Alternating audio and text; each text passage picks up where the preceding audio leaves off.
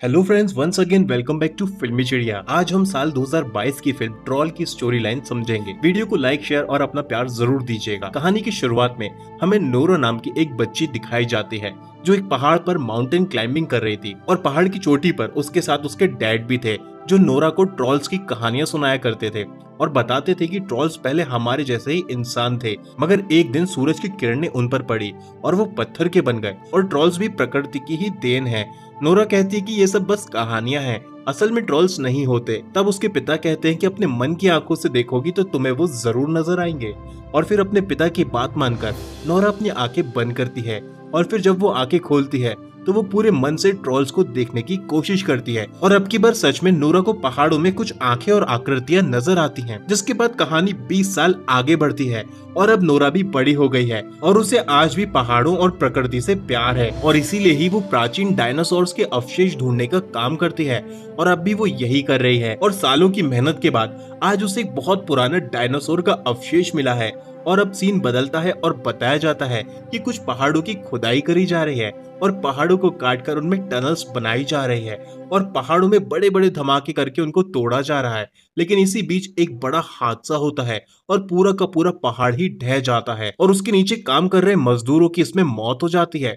अब इस घटना की सूचना प्रेसिडेंट को दी जाती है और तुरंत ही प्रेसिडेंट साहिबा एक इमरजेंसी मीटिंग बुलवाती हैं और इस मीटिंग में नोरा को भी बुलवाया जाता है और इसीलिए नोरा को उसका काम बीच में ही छोड़कर जाना पड़ता है। इसी बीच हम देखते हैं कि एक ओल्ड एज कपल अपने घर में ही थे, तभी उन्हें जोरदार कंपन महसूस होती है और उन्हें किसी के चीखने की आवाज भी आती है और डर के वो उनके बेसमेंट में जाकर छिप जाते हैं। और कुछ देर के बाद जब वो बेसमेंट से बाहर आते हैं तो वो देखते हैं कि उनका घर किसी ने तहस नहस कर दिया था और वो अब बेघर हो गए थे। दूसरी तरफ नोरा मीटिंग में पहुंच जाती है और मीटिंग के दौरान वहां उसी हादसे की एक वीडियो फुटेज सबको दिखाई जाती है, जिसे देखते ही नोरा कहती है कि इसमें तो बड़े बड़े पैरों के निशान दिख रहे हैं। और तभी एक शख्स कहता है कि जैसे किंग कॉन्ग या कोई डायनासोर, और सब लोग नोरा की बातों पर यहाँ पर हंसने लगते हैं। नोरा कहती है कि ये कोई किंग कॉन्ग या डायनासोर के निशान नहीं है, बल्कि ये उससे भी बड़े किसी जानवर या दानव के निशान है। तभी वहां पर कैरोलिना आती है जो प्रेसिडेंट ऑफिस में ही काम करती है और वो एक और ताजी ताजी वीडियो क्लिप लेकर आई है और सबको वो क्लिप दिखाती है। और इस क्लिप में नोरा को साफ नजर आ जाता है कि ये सब किसी बड़े दानव ने किया है और वो क्लिप को पॉज करवाकर सबको दिखाती है कि देखिए, मैंने कहा था कि ये कोई किंग कॉन्ग का काम नहीं है, बल्कि उससे भी बड़ा कोई जीव है।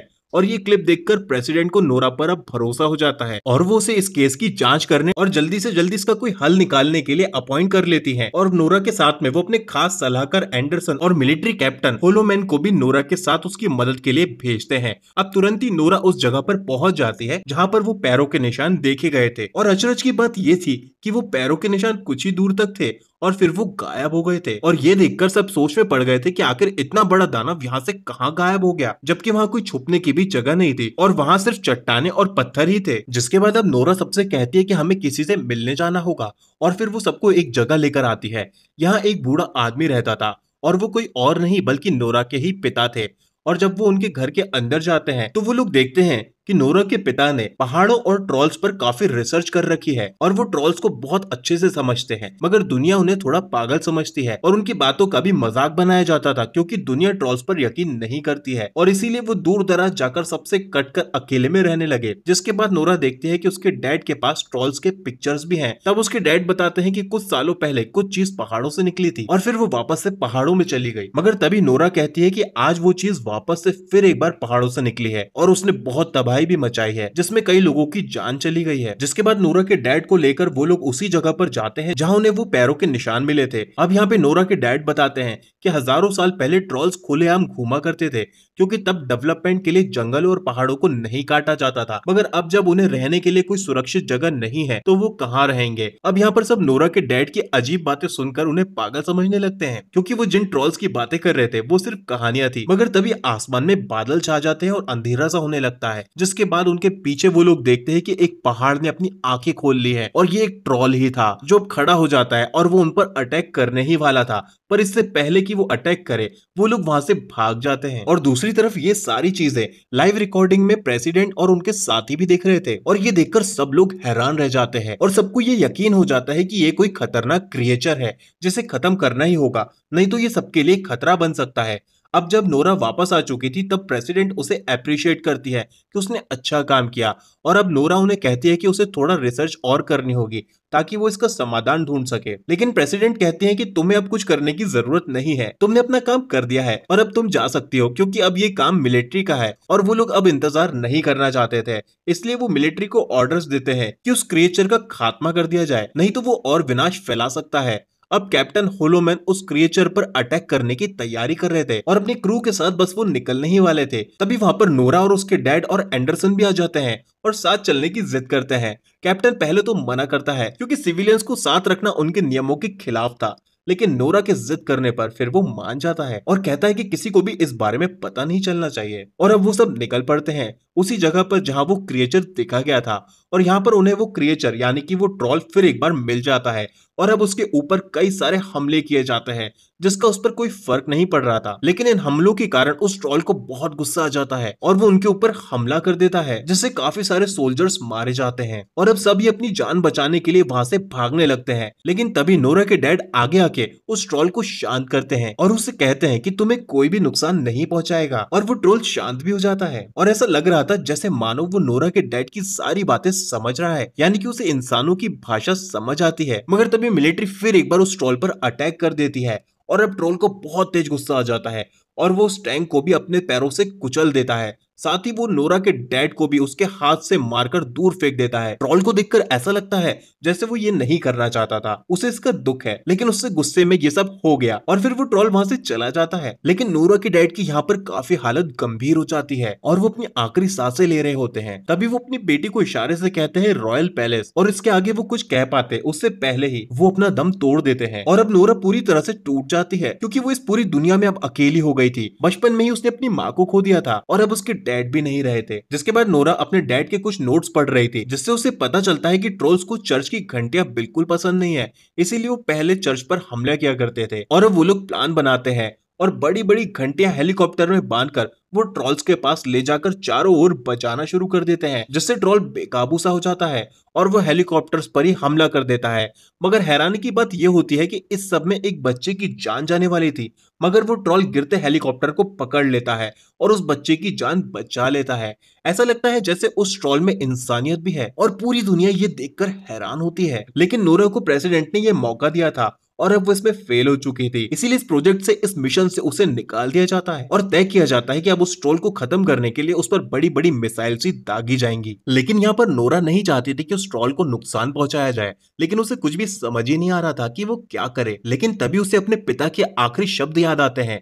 वो आखिरी वक्त में रॉयल पैलेस के बारे में कुछ कहना चाह रहे थे, जिसके बाद नोरा समझ जाती है कि वो ट्रोल शायद रॉयल पैलेस जाएगा। पर क्यों? इस बात का पता करने के लिए वो अपने साथी एंडरसन के साथ रॉयल पैलेस जाती है, जहां उसके राज्य के चीफ मिनिस्टर रहते थे, और वो जाकर चीफ मिनिस्टर को आगाह करते हैं और बताते हैं कि ट्रोल आपके पैलेस पर हमला कर सकता है। और चीफ मिनिस्टर काफी जानकार थे और अब वो बताते हैं कि ऐसा पौराणिक किताबों में लिखा हुआ है कि अगर आपका घर किसी राजा के महल के ऊपर बना हो तो वो शुभ होता है। इसीलिए ये महल यानी कि ये पैलेस भी ट्रॉल्स के राजा के महल के ऊपर ही बनाया गया था। वो बताते हैं कि हजारों साल पहले सभी ट्रॉल्स यहीं पर रहा करते थे, लेकिन यहाँ के राजा ने ट्रॉल्स पर हमला करके सभी ट्रॉल्स को मरवा दिया था ताकि उनके घर के ऊपर वो अपना पैलेस बनवा सके। मगर वो बताते हैं कि एक ट्रॉल को लेकिन उस वक्त छोड़ दिया गया था और उसे दूर कहीं जंगलों और पहाड़ों में भेज दिया गया था, क्योंकि वो ट्रॉल उस वक्त एक बच्चा था और अब कई सौ सालों के बाद वो बड़ा होकर वापस आया है और अब वो अपने घर पर यानी कि इसी पैलेस में वापस आना चाहता है। जिसके बाद चीफ मिनिस्टर उन सबको एक सीक्रेट रूम में ले जाता है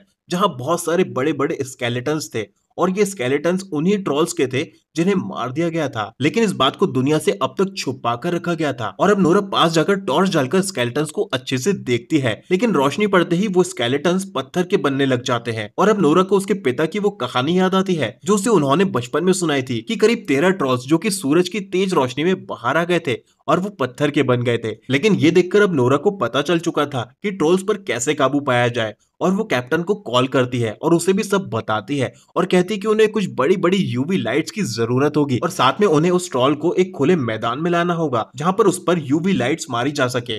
दरअसल कोई भी मिसाइल का इस्तेमाल नहीं करना चाहता था क्योंकि इससे बहुत तबाही होगी। जिसके बाद नोरा ट्रॉल को अट्रैक्ट करके खाली मैदान में लाने के लिए अपनी कार के ऊपर एक ट्रॉल का स्केलेटन लगा लेती है और वो कार वो ट्रॉल के आसपास घुमाती है और जैसे ही ट्रॉल की नजर उस कार और उस स्केलेटन पर पड़ती है तो वो उससे काफी अट्रैक्ट होता है और उनके पीछे जाने लगता है। लेकिन बीच रास्ते में ही वो स्केलेटन निकलकर गिर जाता है और ट्रॉल उस स्केलेटन को अपने हाथ में उठा लेता है। लेकिन वो स्केलेटन को देखकर काफी उदास सा हो जाता है और उसे याद आ जाता है कि उसका इस दुनिया में कोई नहीं है। और उसे ये भी याद आ जाता है कि सालों पहले उसके साथी ट्रॉल्स को बेरहमी से मार दिया गया था। जिसके बाद वो पल भी आ जाता है जब ट्रॉल्स के ऊपर यूवी लाइट्स लगे हेलीकॉप्टर्स उड़ने लगते हैं और उसे ट्रॉल को बहुत दर्द और पेन होता है और वो पत्थर का बनने लग जाता है। और ये देखकर नोरा को बहुत ही बुरा लगता है और फिर वो सोचती है कि ट्रॉल को भी इसी प्रकृति ने ही बनाया है, ठीक उसी तरह जैसे कि उसने इंसान को बनाया है। और इसमें ट्रॉल की क्या गलती है, और वो भी इसी प्रकृति का ही हिस्सा है। और वो लोग कौन होते हैं प्रकृति की बनाई इस चीज को नष्ट करने वाले। जिसके बाद ट्रॉल को कष्ट में देखकर वो तुरंत ही जाकर यूवी लाइट्स के प्लग निकाल देती है, जिससे सारे यूवी लैंप्स बंद हो जाते हैं। और ऐसा लगता है कि जैसे वो ट्रॉल नोरा को उसकी जान बचाने के लिए थैंक्स कह रहा हो। और अब नोरा खुद उस ट्रॉल के सामने जाकर खड़ी हो जाती है और उसे समझाने की कोशिश करती है और कहती है कि तुम यहाँ से कहीं दूर चले जाओ और जाकर कहीं पर गुम हो जाओ और फिर यहाँ पर कभी मत लौट कर आना, नहीं तो ये इंसान तुम्हें जान से मार देंगे। और ये सारी बातें वो ट्रॉल भी बहुत ध्यान से सुन रहा था और नोरा की सारी बातें वो समझ भी रहा था। लेकिन ये सब पूरी रात भर से चल रहा था और अब सुबह हो गई थी और तभी सुबह की पहली किरण निकल आती है और सूरज की रोशनी ट्रॉल पर पड़ती है और वो ट्रॉल एक बार फिर से पत्थर का बनने लग जाता है और फिर वो टूटकर अपने आप ही गिरकर वहीं पर बिखर जाता है और इस तरह ट्रॉल का खात्मा हो जाता है। जिसके बाद प्रेसिडेंट भी वहां पर आती है और जो नोरा ने किया इसके लिए वो उसको शाबाशी देती है और कहती है कि तुम्हारे पिता की सारी कहानियां बिल्कुल सच्ची थी। मगर यहाँ पर नोरा और एंडरसन को ट्रॉल की मौत से काफी दुख होता है और इसीलिए एंडरसन अब और सरकार के लिए काम नहीं करना चाहता था क्योंकि उसे ट्रॉल काफी पसंद आया था। तो वो नोरा से पूछता है कि क्या दुनिया में और भी ट्रॉल्स हो सकते हैं। तब नोरा कहती है कि नॉर्वे की पहाड़ियों में शायद हमें कुछ और भी ट्रॉल्स मिल सकते हैं। और इसी के साथ यहाँ पर ये कहानी एंड हो जाती है। कहानी कैसी लगी कमेंट्स में जरूर बताइएगा और वीडियो को लाइक शेयर और चैनल को सब्सक्राइब करना ना भूलिएगा। So bye bye, see you soon, take care.